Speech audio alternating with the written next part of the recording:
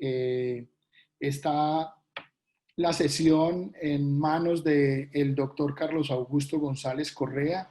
Él es médico, PhD en ciencias biomédicas, es experto en temas de bioimpedancia eléctrica y es profesor titular de la Universidad de Caldas. Dirige un grupo de investigación en la universidad, es una universidad acreditada de Colombia. Y como invitado especial vamos a tener al doctor César González Díaz. Él es investigador de la Escuela Superior de Medicina, Técnico Nacional de México, es editor en jefe de la Revista Mexicana de Ingeniería Biomédica y también tiene un grupo en el que participa el doctor Carlos de bioimpedancia, en el cual se reúnen anualmente para tocar temas relacionados. Así que a los dos ponentes, muchísimas gracias por su compañía en el día de hoy y le doy la palabra entonces al doctor Carlos, quien también es miembro activo de Aminogram Academic. Antes de eso, Carlos, qué pena recordarles a todos que esta plataforma se hace realidad gracias también a Minogram, que es una empresa francesa productora de equipos de bioimpedancia de la más alta tecnología. Así que si ustedes quieren conocer un poquito más acerca de eso, nos pueden escribir por el interno. Carlos, muy buenas tardes y bienvenido. Es tuya la pantalla y la plataforma para desarrollar la presentación. Bienvenido, Carlos. Gildardo, muchas gracias. Vamos a hablar de, en primer lugar, la física y el organismo humano, unos 15 minutos. Luego hablaremos de bioelectricidad, donde tenemos dos grandes campos, uno que es la electrofisiología y el otro que es la bioimpedancia eléctrica, que es el tema que nos interesa pues más en este momento. Finalmente, en mi participación voy a hacer unas conclusiones y como un resumen de los puntos más importantes para que se lleven con ustedes. Obviamente en esta charla pues uno no puede pretender que con una charla de media hora pues ya tenga las cosas claras, pero lo que se pretende es darles una idea general y motivarlos a que profundicen en estos temas que cada vez tienen más aplicación, la bioimpedancia eléctrica en medicina, en biología, incluso en otras ramas, pues. Entonces, después de esta media hora, bueno, 35 minutos en realidad, entonces esperamos poder contar con el profesor César Antonio González Díaz de México, quien es un colega con el cual hemos hecho muchas actividades, ya luego lo presentaré de todas maneras, y finalmente pues estamos pensando en unos 15 minutos para preguntas que ustedes quieran hacer, tanto las personas que están en la plataforma como los que nos están siguiendo por Facebook. Entonces, yo para esta charla voy a usar unos mapas conceptuales, dos mapas conceptuales que tengo en mi curso de física médica en la Universidad de Caldas para los estudiantes de medicina. Entonces, esto puede parecer muy enredado, pero en realidad lo que quiero resaltar de acá son unos conceptos muy generales y digamos relativamente sencillos. Entonces empecemos acá por lo que yo llamo el universo y la física. Nosotros, hasta donde sabemos, vivimos en un universo que es único, que tiene unas leyes universales precisamente que rigen a todo lo que existe en este universo, y nosotros como seres humanos pues somos parte del planeta y el planeta es parte de este sistema solar de la galaxia de ese universo. Entonces, el universo tiene 4 propiedades fundamentales básicas desde el punto de vista físico. Esas 4 cualidades o propiedades físicas fundamentales las resumimos en dos conceptos. Uno, el de materia, lo tenemos acá a la izquierda, y el otro el de espacio-tiempo, que es un solo concepto. De hecho, en inglés pues es una sola palabra, aquí lo separamos con este guión.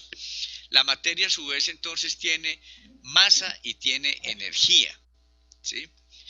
Y el espacio-tiempo, como su nombre lo indica, pues está conformado por el espacio y por el tiempo, que como les digo se consideran como una sola entidad. Cada una de estas propiedades físicas tiene en lo que se llama el Sistema Internacional de Unidades una unidad de medida. En el caso de la masa, de la masa es el kilogramo. En el caso de la energía, para mí es la carga eléctrica, aunque en el sistema internacional figura la corriente eléctrica, o también se habla de la energía como trabajo. Pero como unidad fundamental en realidad tenemos es la carga eléctrica, que es la base de la bioimpedancia eléctrica y obviamente también de la electrofisiología. En el espacio, pues la unidad fundamental es el metro en una dimensión. En dos dimensiones, pues tendremos el metro cuadrado, y en tres, para los volúmenes, tendremos el metro cúbico. Entonces, todas las propiedades físicas del universo y que se aplican, por ejemplo, en medicina. En medicina hablamos de frecuencia, hablamos de volúmenes, hablamos de velocidades, hablamos de presión arterial, por ejemplo, presión intraocular, etcétera. Hablamos también, obviamente, como vamos a ver, hablamos de fenómenos eléctricos, entonces hablamos de voltaje, por ejemplo, en el electrocardiograma, hablamos de resistencia eléctrica, de corrientes eléctricas que determinan el funcionamiento del organismo, etcétera. Entonces, 4 propiedades fundamentales, 4 unidades, y todas las demás es una combinación de estas cuatro propiedades fundamentales. Pueden ser 2, pueden ser 3 o pueden ser las 4 que estén relacionadas. Entonces, la masa y la energía se nos presentan como átomos y moléculas. Los átomos, a su vez, se componen de unas partículas subatómicas. Esas partículas subatómicas las tenemos de dos tipos: las partículas subatómicas elementales y unas compuestas. Hay 4 tipos de partículas subatómicas. Hay unos que se llaman los quarks, hay otros que se llaman los leptones y hay otros que se llaman los bosones. Los bosones, digamos, para efectos nuestros, yo les puse acá como un ejemplo el fotón, que está relacionado con las radiaciones electromagnéticas. Ahí están los rayos X, los microondas, etcétera. Pero para el efecto de nuestra charla de hoy nos interesan más estos, los quarks y los leptones. De los quarks hay dos, unos que todos tienen unos nombres muy simpáticos, los ups y los down. Con una combinación de estos dos quarks van a formar, por un lado, los protones y por otro lado los neutrones, ¿sí?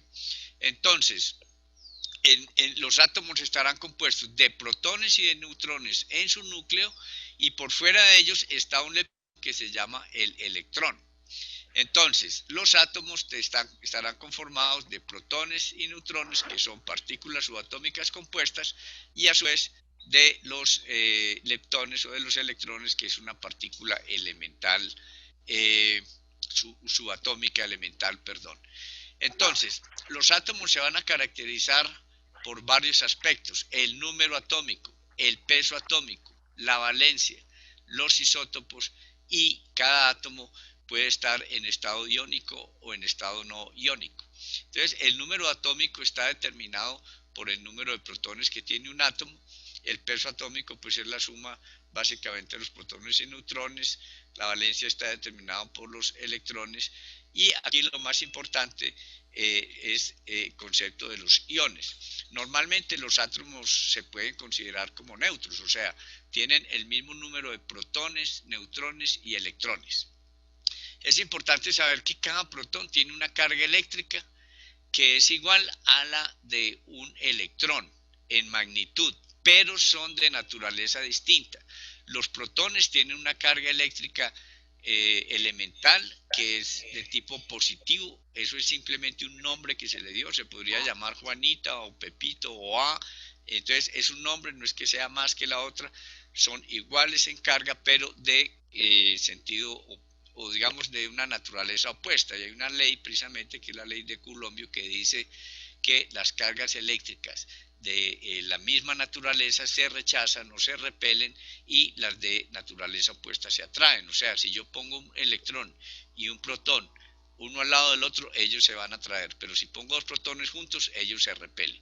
Y esto es fundamental pues para entender tanto la electrofisiología como para lo que nos ocupa hoy, que es la bioimpedancia eléctrica. Entonces, en el organismo tenemos muchos elementos. Pues cada elemento es un conjunto de átomos con el mismo número atómico. Tenemos carbono, hidrógeno, oxígeno, nitrógeno, que son los más abundantes a nivel de elementos en el organismo humano. Y tenemos algunas sales como pues algunos átomos que forman sales. Tenemos el sodio, el cloro y el potasio, que vamos a ver son fundamentales en todo esto de la bioimpedancia eléctrica. Bueno, entonces tenemos que los átomos se juntan para formar moléculas. Las moléculas las tenemos de dos tipos. Tenemos moléculas inorgánicas que van a ayudar a formar lo que son las soluciones, y tenemos moléculas orgánicas que son las que van a formar las estructuras orgánicas. En primer lugar, pues las organelas. Tenemos aquí los carbohidratos, lípidos, proteínas y ácidos nucleicos. Son los 4 grandes tipos de moléculas orgánicas o biológicas.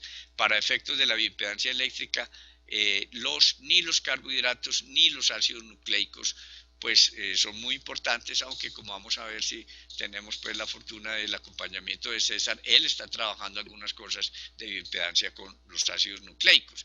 Pero para efectos, por ejemplo, de cáncer, de estimación de la composición corporal, estimación del agua corporal, etcétera, lo que nos interesan son los lípidos y las proteínas, fundamentalmente lípidos y proteínas.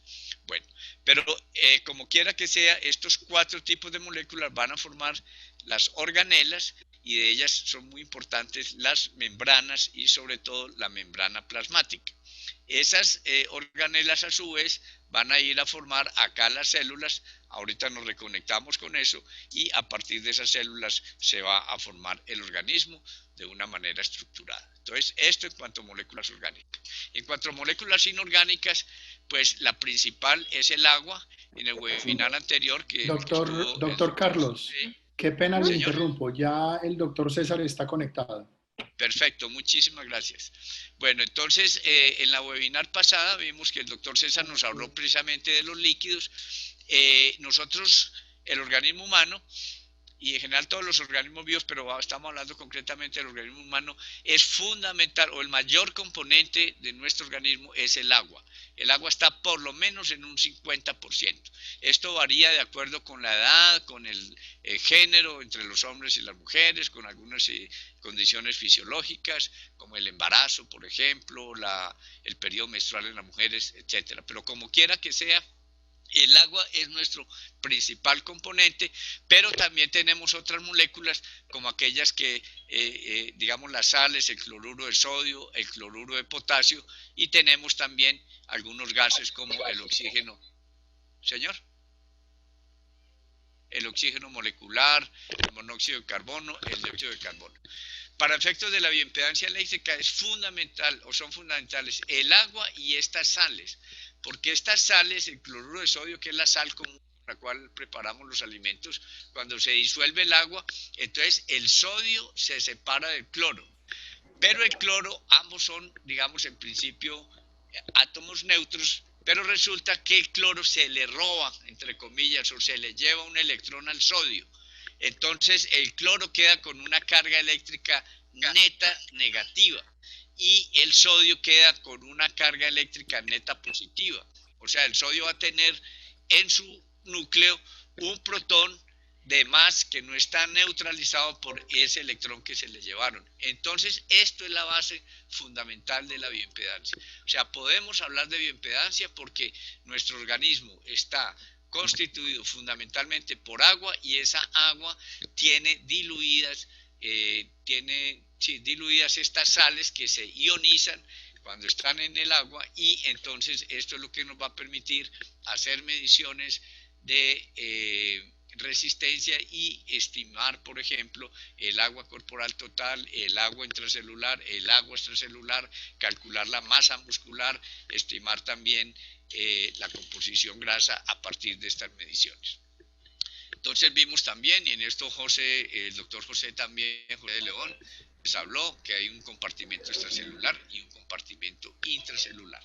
Bueno, entonces nosotros tenemos que en el organismo existen 2 grandes barreras biológicas, que son las membranas celulares, el conjunto de las membranas celulares, y los epitelios. Entonces, Esto es muy importante porque en condiciones fisiológicas se presentan algunos intercambios iónicos entre la parte externa y la parte interna de las células.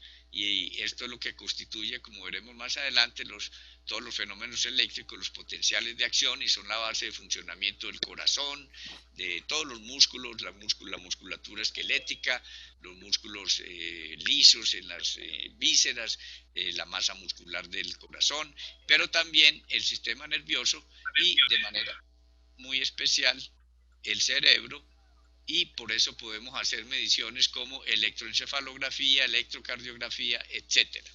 Entonces, esas membranas, para hacer esos movimientos, se requieren unas fuerzas, y esas fuerzas son básicamente fuerzas de concentración, diferencias de concentración de esos iones entre los distintos espacios, y también, obviamente, la fuerza eléctrica, el voltaje. Bueno, entonces nosotros tenemos que el organismo tiene unos mecanismos que se llaman mecanismos homeostáticos, o en términos general la homeostasis, que consiste en que nuestro organismo permanentemente está manteniendo todas las variables biológicas dentro de unos rangos de normalidad. ¿Sí? Entre unos rangos que se consideran rangos normales. Toda la temperatura corporal, la cantidad de agua, de esa agua cuánto hay dentro y fuera de las células, cualquier cosa, la concentración de glucosa en la sangre, la cantidad de glóbulos rojos, cualquier variable fisiológica debe estar en los rangos de normalidad, y cuando tenemos todas esas variables dentro de esos rangos, hablamos de salud, bienestar y de longevidad. Pero cuando se salen de eso, a cualquier variable, la temperatura, la cantidad de agua, el pH sanguíneo, cualquier variable, la frecuencia cardíaca, que se salga de esos rangos, bien sea por encima o por debajo, entonces ya entramos en los rangos de enfermedad, y pues en el estado de las enfermedades, bien sean agudas o crónicas, y hay unos límites, tanto por encima como por debajo, que ya si la persona sobrepasa esos límites, se considera que esos límites ya no son compatibles con la vida, y entonces la persona se muere. Por ejemplo, temperatura corporal, cantidad de agua, cualquier cosa. Bueno, entonces reubiquémonos acá, donde estamos hablando de células y superorganismos. Entonces, tenemos que esas células van a formar tejidos.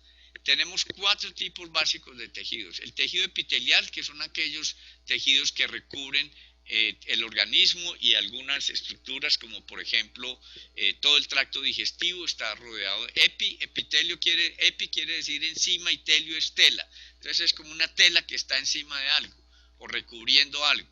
Entonces en la piel tenemos la epidermis.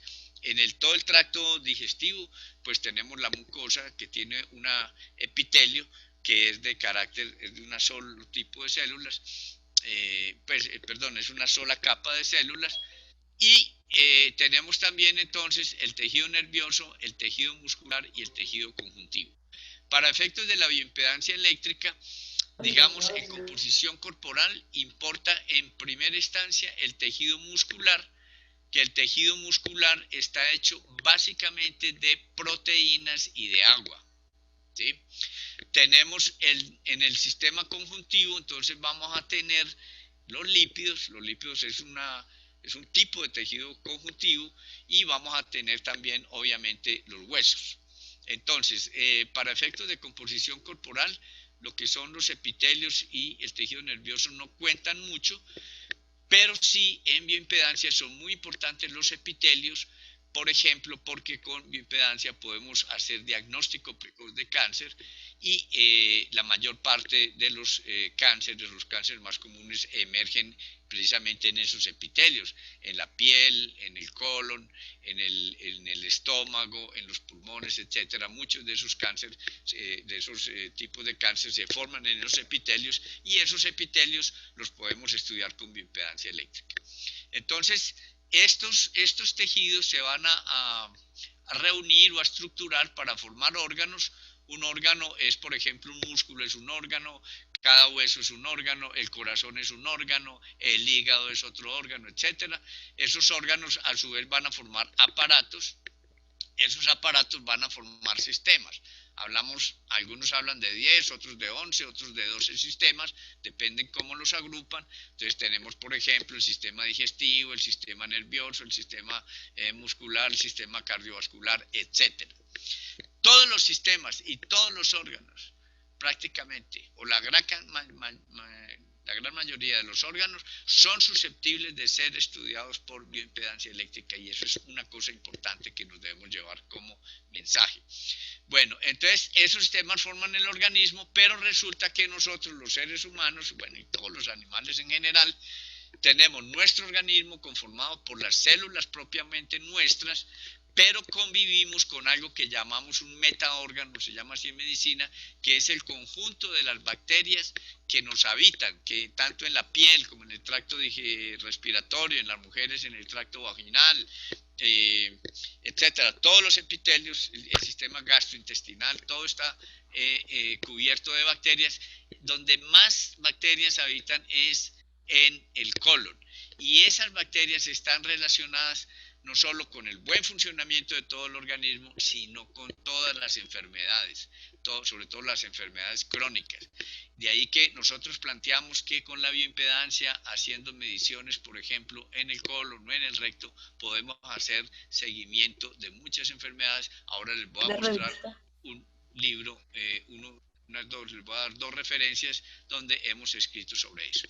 Entonces, esto pues es como los términos generales para ubicarnos en la parte biológica. Recuerden, entonces, sobre todo epitelios para tipo de cáncer y el tejido conjuntivo, el tejido muscular para estimar la composición corporal. Pero, pues, obviamente hay muchas otras aplicaciones. Todo esto hay unas leyes fundamentales. Por ejemplo, la ley de Coulomb que ya mencionamos sobre las cargas, la atracción y la repulsión entre las cargas. Tenemos la ley de Ohm, que nos relaciona la fuerza eléctrica con la corriente y la resistencia eléctrica, que es fundamental cuando hablamos de bioimpedancia eléctrica, porque, digamos, esta ley es la base que está en todo lo de bioimpedancia. Básicamente lo que hacemos en bioimpedancia es generar una corriente en el tejido o en todo el organismo, etcétera, medir el voltaje que necesitamos, o sea, la fuerza que necesitamos para generar esa corriente, y con eso obtenemos la resistencia. Y esa resistencia entonces es la que nos va a permitir calcular el agua, calcular la masa muscular, calcular la cantidad de grasa que tiene una persona. Están las leyes de Kirchhoff, que también pues son importantes. Están unos principios sobre cómo se comportan los elementos eléctricos en serie y en paralelo, porque prácticamente en el organismo, por ejemplo, lo que tenemos son dos componentes que están en paralelo. Por un lado está el espacio extracelular, y en paralelo con eso está el espacio intracelular, pero que está ligado ese espacio intracelular a unas membranas, sobre todo a la membrana plasmática. Entonces, ya vamos a ver, hay unas leyes, pues obviamente no es el momento de profundizar en eso. Está el teorema de Pitágoras, también es algo que todos vemos en bachillerato, pero es fundamental acá para hacer los cálculos de bioimpedancia eléctrica, y algunos conceptos trigonométricos, pues como seno, coseno, etcétera. Bueno, entonces son leyes generales y principios que se aplican. Veamos entonces ahorita, ya para hablar de la segunda parte, lo de la diferencia básica que hay entre electrofisiología y bioimpedancia eléctrica. Entonces, este es un recorderis de lo que acabamos de hablar. Agua y sales forman soluciones electrolíticas, esos se distribuyen entre espacio intracelular, espacio extracelular. Entonces, aquí hay una cosa importante, es de que todo lo que es bioelectricidad tiene que ver con, como les digo, básicamente el agua y esas sales disueltas. Entonces tenemos dos grandes ramas, la electrofisiología y la bioimpedancia eléctrica. En electrofisiología podemos hablar desde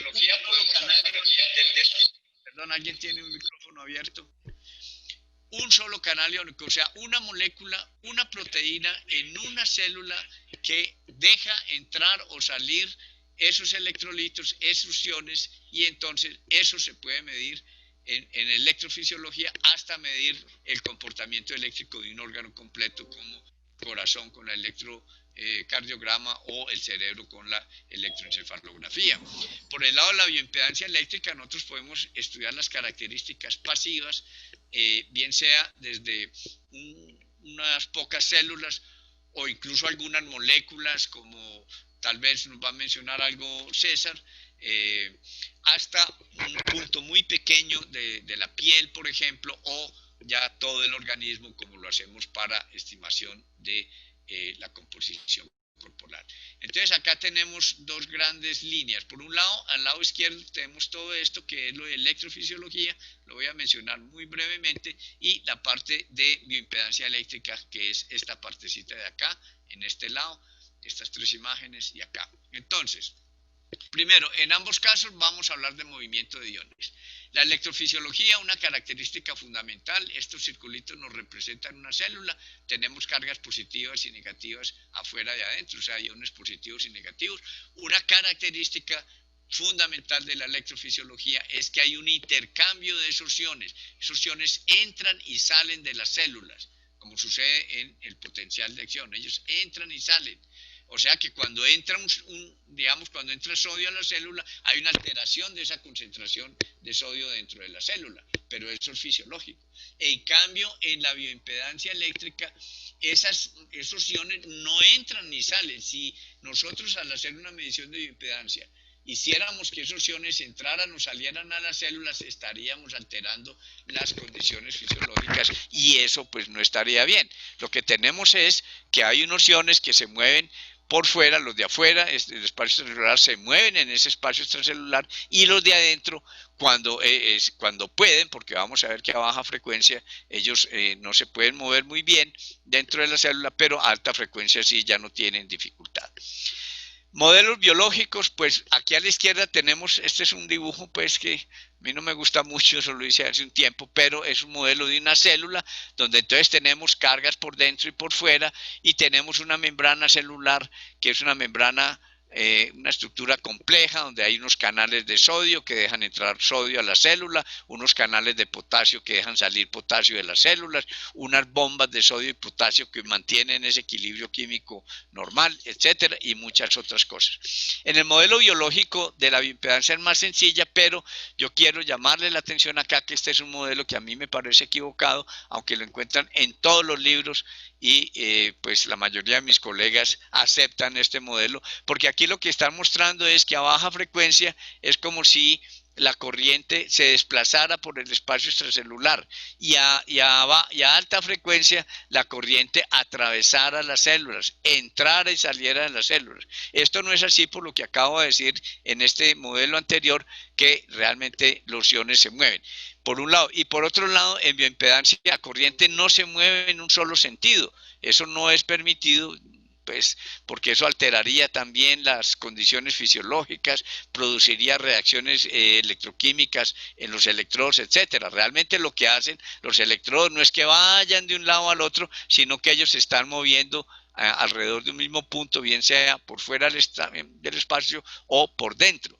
El problema es que a baja frecuencia, pues los movimientos son muy amplios, porque a baja frecuencia entonces el cambio de los campos eléctricos se demora. Entonces primero un electrón va hasta allá, un electrón no, digamos un ion de sodio se mueve hasta allá, después se devuelve y hace este movimiento. Entonces dentro de la célula pues él se mueve un momentico y le toca pararse, digamos, quedarse quieto, a que vuelva a cambiar el campo y se pueda mover otro pedacito, y le toca esperar otra vez. A alta frecuencia, ¿qué es lo que pasa? Que esos movimientos son tan rápidos precisamente porque la frecuencia, que ellos no alcanzan a desplazarse mayor cosa. Entonces, tanto los de afuera como los de adentro se van a mover al mismo tiempo, porque esos movimientos van a ser muy pequeños y entonces las membranas no van a interferir.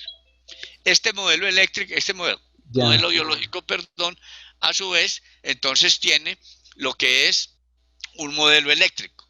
O sea, este modelo biológico lo podemos convertir en un modelo eléctrico. Como ustedes ven, el modelo eléctrico de las células es un poco más complejo que el modelo eléctrico acá de los tejidos, para efectos de la bioimpedancia eléctrica. Acá en este modelo tenemos tres componentes que son en paralelo, como les dije ahora. Tenemos por un lado esta rama que nos representa la resistencia eléctrica del espacio extracelular, y tenemos otra rama en paralelo con esta, que a su vez tiene en serie una resistencia eléctrica, que es este cuadrito, que representa la dificultad que muestran esos iones que están dentro de las células en moverse dentro de ellas. Pero también tenemos este otro componente, que es un capacitor que nos representa la membrana celular. Y como ven precisamente acá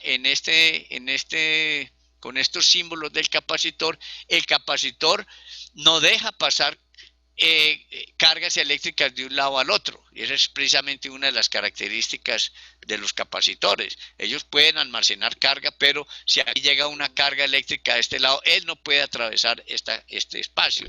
Entonces, bueno, en cambio acá en el modelo eléctrico de ya de las células, pues sí, tenemos acá estas resistencias variables, estos interruptores que nos van a representar los canales de sodio y potasio. Tenemos digamos, fuentes, estas pequeñas como baterías o pilas que nos representan unos voltajes que van a reemplazar al gradiente de concentración química, que es una de las fuerzas que mueve esos iones fisiológicamente. Bueno, entonces tenemos acá brevemente lo que es electrofisiología. Les había mencionado que uno puede hacer registro de un solo canal iónico a nivel celular.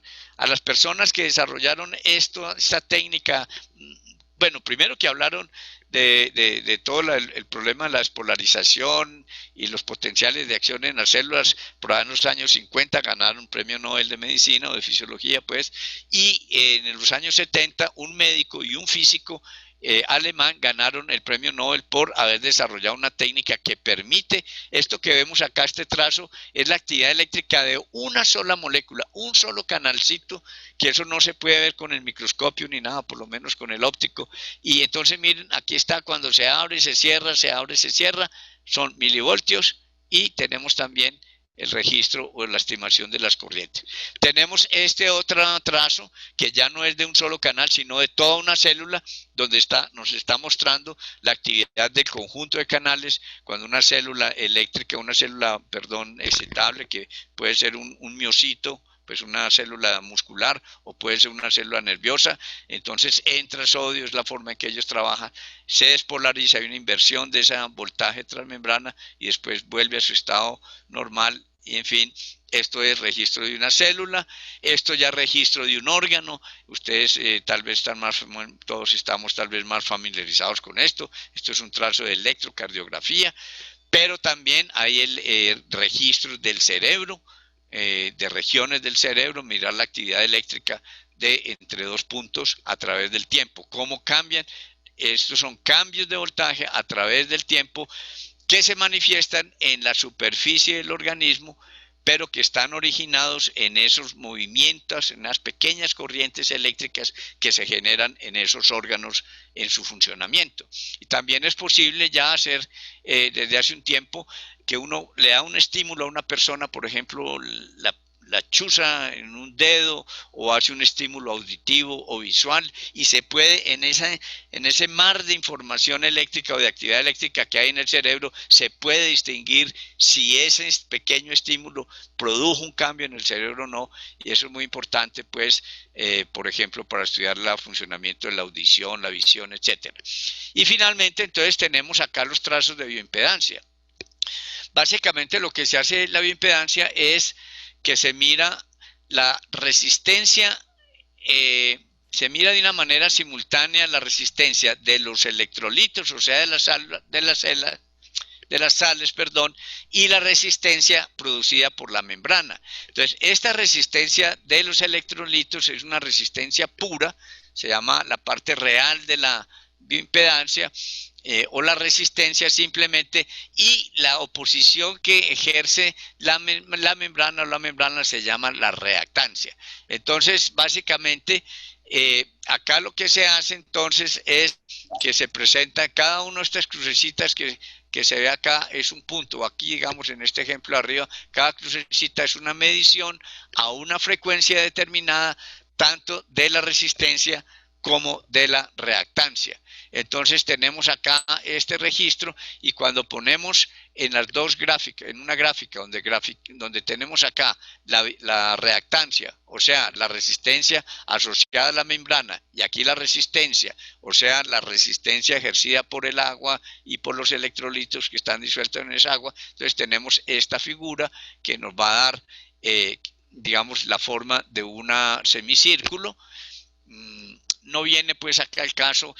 Todos estos temas los vamos a ampliar en los cursos que vamos a ofrecer. Vamos a ofrecer precisamente un curso de bioimpedancia eléctrica donde vamos a considerar todos estos aspectos en más detalle, pero básicamente entonces tenemos eso: resistencia, reactancia. La impedancia es la suma vectorial de estos dos. Por ejemplo, para este punto de acá yo tengo esta resistencia, tengo esta reactancia, entonces lo que llamamos la bioimpedancia eléctrica es la suma vectorial que geométricamente se obtiene de trazar esta línea entre la intersección entre estas dos líneas acá, ¿cierto?, que nos dan la resistencia y la reactancia. Entonces esta es la bioimpedancia, una suma vectorial. Esta bioimpedancia la podemos obtener si yo mido, por ejemplo, la reactancia y la resistencia. Yo puedo calcular la bioimpedancia por el teorema de Pitágoras. Y tenemos otro concepto que es muy importante, que es el ángulo de fase. También lo podemos obtener por Pitágoras, que es el ángulo que forma este eje de las X con esta línea de la bioimpedancia. Y este ángulo de fase cada vez cobra más importancia para, por ejemplo, pronóstico de personas con cáncer, en muchas situaciones. También hay otro parámetro muy importante que ha sido menos estudiado, pero también relacionado de alguna manera con el ángulo de fase, y es, ustedes ven que este semicírculo está como deprimido, dicen algunos investigadores, está como hundido, o sea, el centro no está aquí. Entonces, la cantidad, el grado de depresión de este círculo también nos va a hablar del estado metabólico de las células, de las membranas de esas células, etcétera. Entonces, básicamente, esto es como esos conceptos fundamentales. Vamos entonces a mencionar rápidamente las conclusiones y mensajes para darle la palabra al profesor César. Entonces, primero, son 6 conclusiones que les quise poner acá.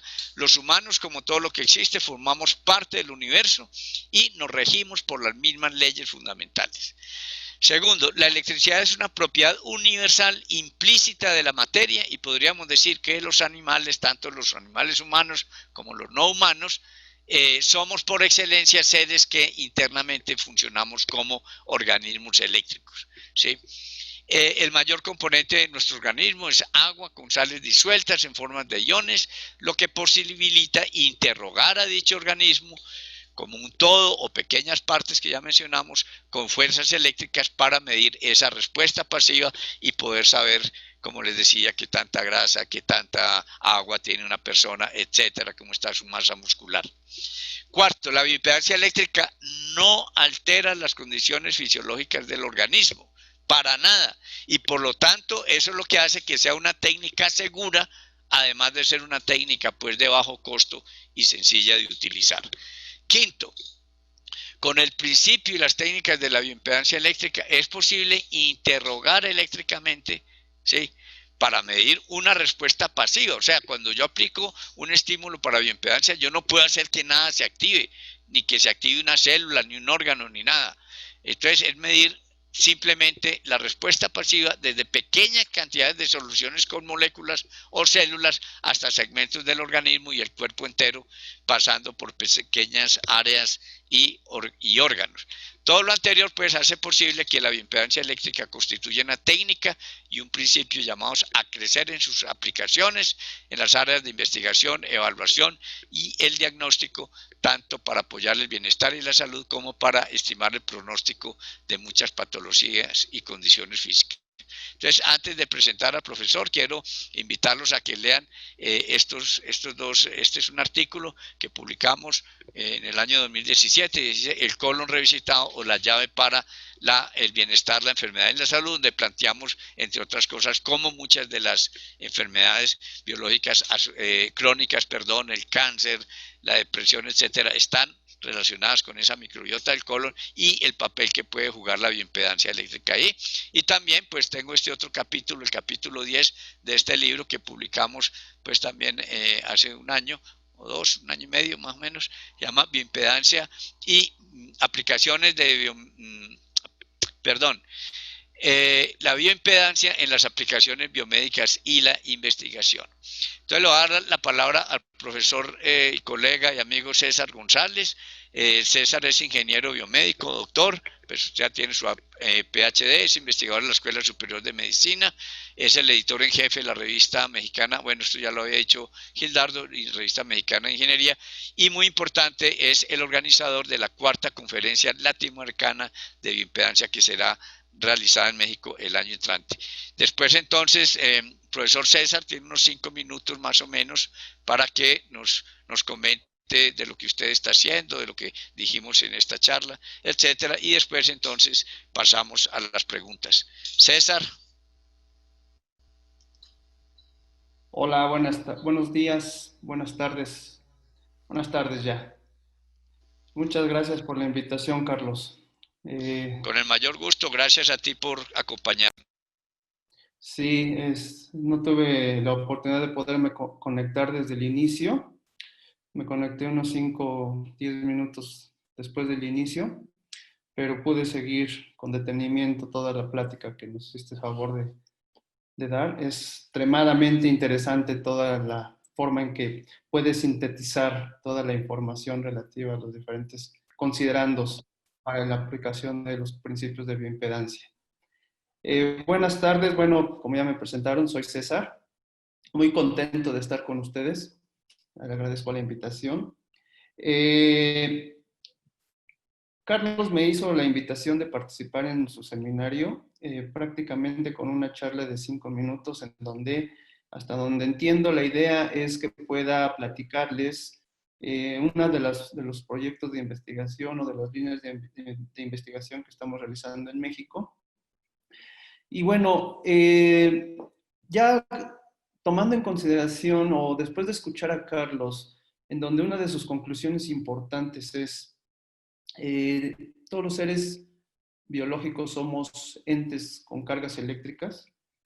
Creo que más de acuerdo no puedo estar y creo que precisamente una de las aplicaciones que estoy haciendo en este momento, uno de los proyectos de investigación que estamos haciendo, está precisamente sustentándose en este fundamento, que aunque no está plenamente, la aplicación que estoy haciendo no está plenamente documentado en la literatura como para poder estimar parámetros de bioimpedancia.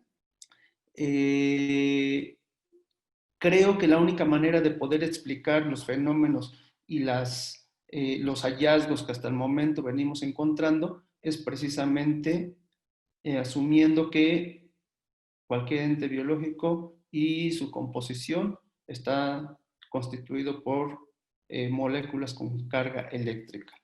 Les voy a platicar del proyecto. El proyecto es la detección de marcadores moleculares o genes asociados a patologías específicas. No sé si puedo compartir mi pantalla, si me dan permiso. Okay. Díganme si ahí se está observando mi pantalla, por favor, confírmenme. Doctor César, se ve sin problemas. Adelante. Perfecto. Bueno, ahorita uno de los trabajos de investigación que empezamos hace aproximadamente año y medio, 2 años, es la caracterización e identificación de ciertas cadenas de ADN o ciertos genes o marcadores moleculares y su detección a partir de mediciones de bioimpedancia eléctrica. ¿Qué es lo que pasa? Nosotros estamos proponiendo este fundamento o esta aplicación de la bioimpedancia no se explica hasta el momento no se puede explicar plenamente a través de los fundamentos que les acaba de platicar Carlos, en cuanto a que pues hay ciertas frecuencias de corrientes en las que, dependiendo si es a bajas o altas frecuencias, qué sucede con respecto a la membrana celular y el efecto capacitivo. ¿Por qué? Porque en esta aplicación, pues básicamente lo que nosotros estamos queriendo observar son estructuras moleculares mínimas, en donde no está presente una estructura capacitiva dada por una membrana celular, y por tanto, pues este principio de que hay una acumulación de cargas de un lado con respecto a otro, pues no es plenamente aplicable. En realidad lo que nosotros estamos partiendo es un producto final de PCR. La PCR es la reacción en cadena de la polimerasa, que lo que hace es una secuencia específica de DNA o ADN, amplificarla, hacer muchas réplicas para poder incrementar la concentración. Y entonces, una vez que se incrementa la concentración, es medible, puesto que una sola cadena de DNA por sí sola es muy difícil de detectar, aún con las técnicas más sofisticadas o modernas.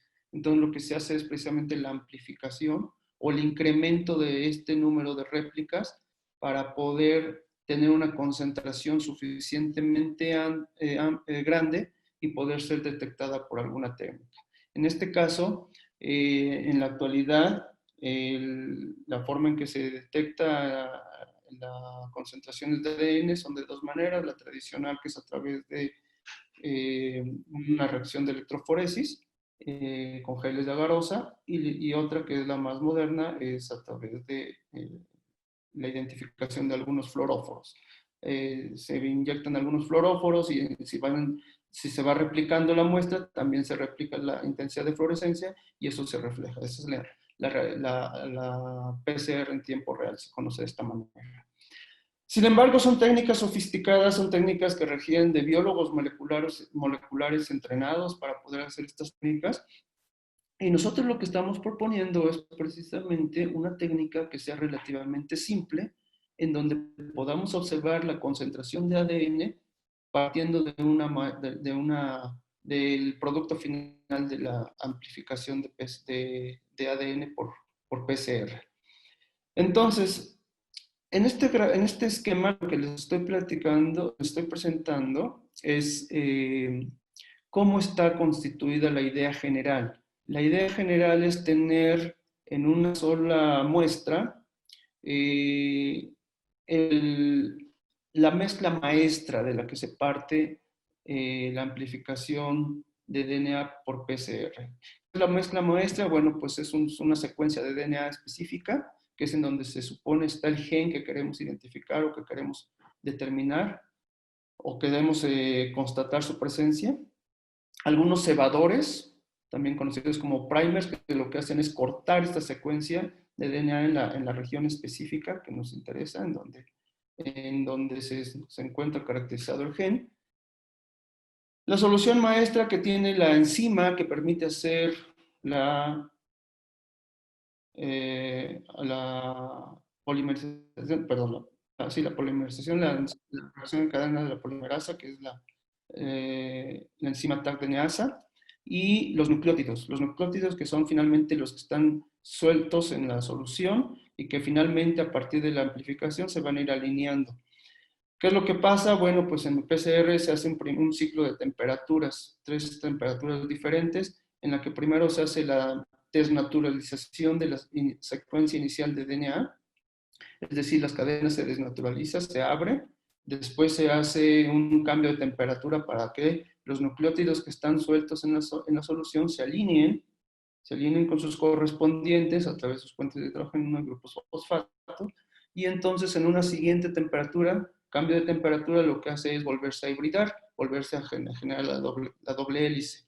En este esquemita les voy a presentar cómo de manera gráfica cómo pensamos que nosotros podemos hacer esta reacción en cadena de la polimerasa a través de un heater cooler, es decir, un termociclador que lo que va a hacer es calentar y enfriar para poder llevar a esos ciclos de temperatura.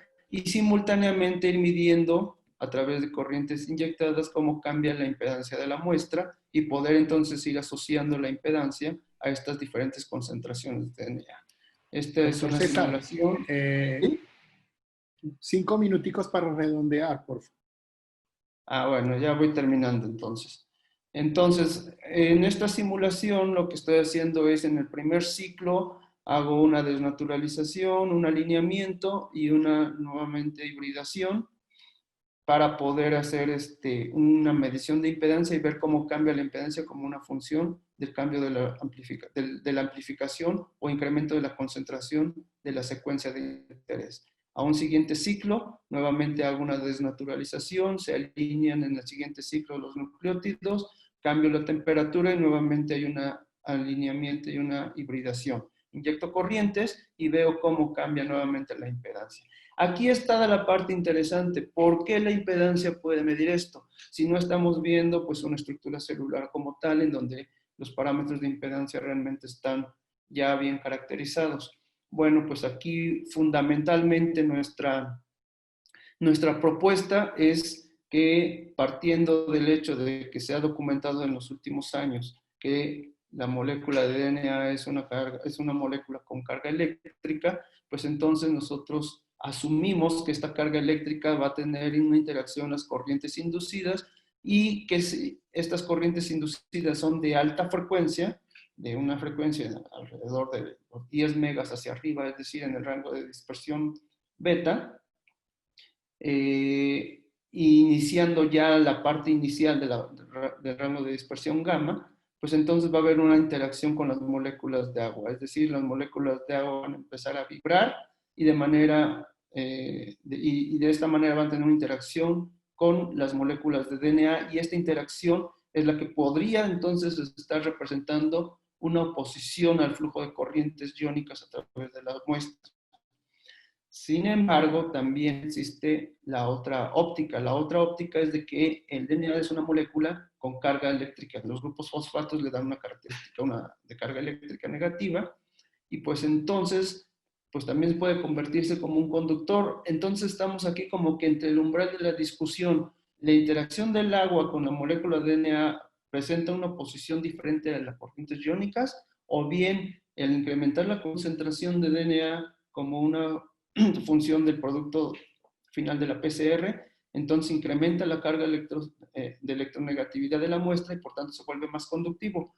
Impedancia o conductividad, permitida conductividad. Ahí es precisamente, esto no está documentado en la literatura, esto no hay estudios formales al respecto y es precisamente donde nosotros estamos incursionando y estamos considerando que es precisamente la clave para poder hacer un biosensor de DNA con una técnica relativamente simple y económica, que es en este caso la bioimpedancia. Y bueno, por último, nada más les quiero comentar que recientemente en el último semestre estamos enfocando esta propuesta, la detector del gen I, o el gen E, que es característico del virus SARS-CoV-2, y bueno, esto podría en un momento dado tener la potencial utilidad para asistir el diagnóstico de COVID-19. No sé si me pasé ya de tiempo, perdón. Está muy bien, César, no te preocupes que no han llegado preguntas, así que Bueno, pues no hay esto es ninguna lo que dificultad. podría platicar y con todo gusto si hay preguntas o algún comentario, estoy César, abierto. ¿puedes ya dejar de compartir, por favor? Sí. Pantalla. Bueno, miren, bueno, César, de nuevo, pues, mil gracias por tu participación y tu generosidad de compartir este tiempo, dedicarnos este tiempo. Pues parece que no hay preguntas, pero entonces yo quiero resaltar cómo la bioimpedancia eléctrica no es simplemente composición corporal, obviamente es lo que más se conoce, lo más usado, lo más establecido, pero digamos, yo tengo aquí un grupo de estudiantes de primer semestre que están estudiando medicina. Seguramente cuando ellos terminen la carrera van a ver muchas otras aplicaciones no solo, pues obviamente la parte nutricional de la composición de las personas, por ejemplo, todos sabemos las personas con cáncer son propensas a desnutrirse, incluso a mostrar caquexia, y entonces se utiliza no solo el estimativo de grasa corporal, sino el ángulo de fase, del cual hablaremos también en alguna otra ocasión, para establecer el pronóstico de esas personas.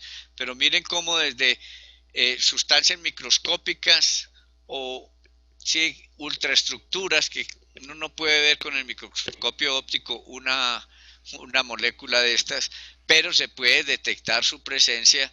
Entonces moléculas, se pueden estudiar células, se pueden estudiar pedacitos de tejido, se puede estudiar todo un órgano, todo el organismo, e incluso estos mismos principios, exactamente los mismos principios que usamos en la bioimpedancia eléctrica, se usan para hacer mediciones en la Tierra. Eso es una técnica establecida desde hace más de 100 años para buscar petróleo, para buscar agua. En geoeléctrica, en geofísica, eso se conoce como prospección geoeléctrica, e incluso yo ingresé al mundo de la bioimpedancia de oírle hace muchos años en Alemania. Yo no había estudiado pregrado todavía, a un amigo que estaba haciendo allá una maestría y después hizo un doctorado. Él trabajaba precisamente con prospección geoeléctrica y a mí me pareció interesante aplicar eso al organismo humano, y empecé, y de hecho la primera publicación internacional fue la adaptación de este método a las estructuras biológicas para medir el grosor de la capa de grasa, etcétera, que es una idea que la publicamos hace ya Doctor más de Carlos. casi 30 años o 25 ya hoy, y que ahorita estamos retomando. No, es para Dime. darle la palabra a John Jairo, que tiene levantada la mano, así que, Bien, claro, adelante. John Jairo, por favor, activa tu micrófono y adelante con tu pregunta.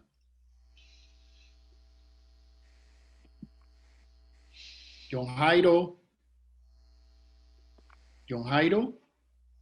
Aquí hay una pregunta que nos hace, doctor, y es ¿cómo afecta la electroforesis de la PCR en el proceso de medición?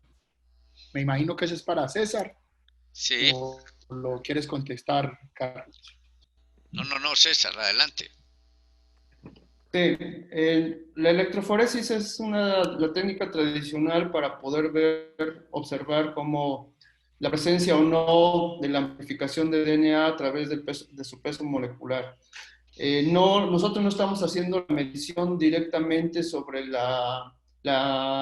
proceso de electroforesis. Nosotros estamos haciendo en una solución todo el proceso de amplificación de PCR, y ahí mismo vamos midiendo la impedancia en esta solución y cómo va cambiando la impedancia como una función de la amplificación. No necesitamos llevarlo al gel de de agarosa para hacer la electroforesis. Entonces son dos cosas diferentes, no sé si me di a entender. Pero precisamente yo entiendo, César, que con el método tuyo que ustedes están desarrollando, obviaría la parte de electroforesis, precisamente. Así es, sí. Además de que la electroforesis requiere de algunos reactivos radioactivos, omitiríamos esa parte precisamente. Hola. Gildardo, Bueno, ¿alguna otra pregunta? desde Facebook nos están desde Facebook nos están preguntando que si está aplicando esta tecnología COVID-19 en este momento, doctor César. No le escuché bien, ¿sí qué? No se escuchó bien, sí. Si la tecnología que vienes probando en México, si ya se está utilizando en pacientes con COVID-19. No, señor, no. Estamos nosotros apenas en el proceso de generación de la tecnología y evaluación en el laboratorio. Es una potencial aplicación solamente. Muy bien, muchas gracias, doctor César. Aquí hay otra, Luis Hernando Arboleda, nos dice que muy buena la conferencia y que gracias y felicitaciones a los dos expositores. Y nos pregunta que caso de deportistas varía mucho el porcentaje de grasa y de masa muscular antes y después de entrenar. Teniendo en cuenta el grado de deshidratación que se da por el ejercicio, ¿se tiene información de estudios que corrobore esa información? José está por ahí, el doctor José no, León. El doctor José no se encuentra en la... Pues para Lucho yo no le podría responder eso. Pienso que la persona más indicada sería José. Lamentablemente él no nos está acompañando, pero yo después podemos hablar de eso, ¿no? Pero básicamente lo que le podemos decir a Luis es que los cambios de grasa no son tan sustanciales a partir de un solo entrenamiento. Es decir, para que hayan cambios que efectivamente pueden ser considerables tanto en masa muscular y en masa grasa, pues tienen que pasar más de un entrenamiento para poder notar los cambios. La bioimpedancia, de hecho, no se debe hacer después del entrenamiento porque efectivamente podríamos estar generando alguna subvaloración o una sobrevaloración de alguna de los elementos de la composición corporal. Entonces, la respuesta que le podemos dar en este momento es que efectivamente para medir cambios en composición corporal, especialmente en grasa y en músculo, pues lógicamente tendríamos que hacer varias valoraciones en el tiempo que nos permitan efectivamente mirar el impacto de la intervención y el ejercicio. Sí, para reforzar un poco lo que dice Gildardo, es muy importante la bioimpedancia eléctrica. Hasta ahora pues no se considera como muy útil para evaluar cambios así muy rápidos, ¿no? O sea, sí, como respuestas muy inmediatas. Y entonces sí, más para hacer un seguimiento, para estudiar el efecto de un entrenamiento, pero no así como tan inmediato, pues para cosas de composición corporal. Yo veo que se nos está acabando el tiempo ya, no sé si, yo quisiera dos cosas, una, si Cedric tiene algún comentario corto para hacer, y dos, que César nos dijera brevemente algo del congreso del año entrante, en dónde va a ser, más o menos qué fecha. La idea es que muchos de ustedes puedan llevar trabajos o puedan asistir. Bueno, ya veremos. Cedric, ¿alguna cosa, algún comentario, algún mensaje de despedida? Buenas noches, no tengo comentarios, sino que era muy interesante. Eso va para complementar los estudios de caso que estás haciendo. Esta vez era más teórico y la idea es de dar a la gente que nos sigue un poquito de todo para que entiendan más sobre la bioimpedancia.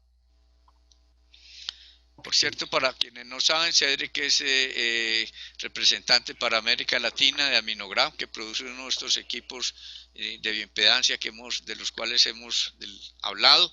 Son muy portátiles y son muy buenos para medicina y para deporte y en general, pues para los estudios de composición corporal. César, cuéntanos pues brevemente algo del seminario del año entrante, Sí, de la Carlos. conferencia, perdón.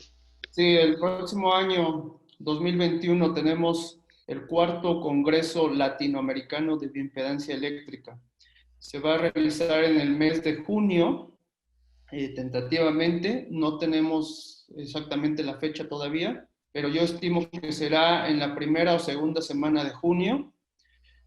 Estamos confiando y teniendo cierta fe en que para entonces tendremos ya posibilidades de viajar y de poder tener menos restricciones en cuanto a la movilidad. Y bueno, de ser el caso, el congreso se va a realizar en la ciudad de San Luis Potosí, México. El congreso es el cuarto congreso que se realiza en Latinoamérica, es un congreso importante para nuestra región. Se tienen considerado cursos precongreso, talleres precongreso, cursos de bioimpedancia eléctrica, talleres de bioimpedancia eléctrica. Se tienen considerados conferencistas magistrales, tanto de Latinoamérica como del resto del mundo, Europa. Pensamos traer un par de invitados, líderes en el campo de la bioimpedancia eléctrica. Y desde luego, sometimiento de trabajos libres, póster, actividades culturales y sociales, fundamentalmente. Esto es el ánimo de poder fortalecer nuestra región en el campo de la bioimpedancia eléctrica. Les comento que recientemente, el mes pasado, hicimos la primera escuela latinoamericana en bioimpedancia eléctrica y pues generamos sinergias con grupos de estudiantes con los que actualmente los profesores de la región latinoamericana seguimos trabajando para poder tener ya participación más activa de estudiantes el próximo año. Si alguien está interesado, con todo gusto acabo de poner mi correo en el chat y podemos contactar, les puedo mandar información y puedo incorporarlos con algunos de los grupos de los profesores que ya están trabajando en algunos proyectos según su área de interés. Es todo. Muchas gracias, Bueno, esperamos. muchísimas gracias, César, y a Cedric también. Gildardo, para que cierres y hables un poquito de la academia para la gente que no sabe qué es la academia y de dónde surgen estos webinares. Muchas gracias a todos y seguimos pendientes. Ok, muchas gracias al doctor Carlos, al doctor César. Ha sido un placer volverlo a ver, doctor. Espero que nos podamos encontrar en San Luis.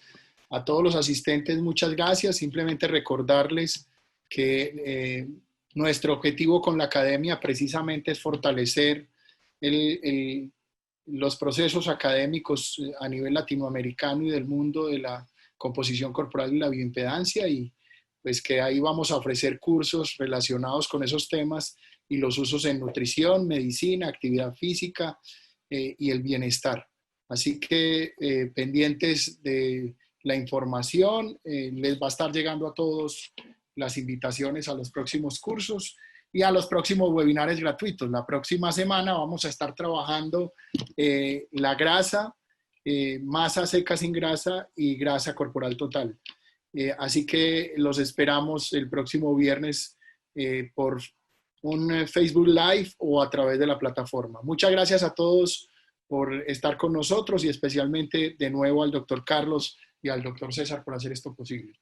Feliz día para todos. Un abrazo.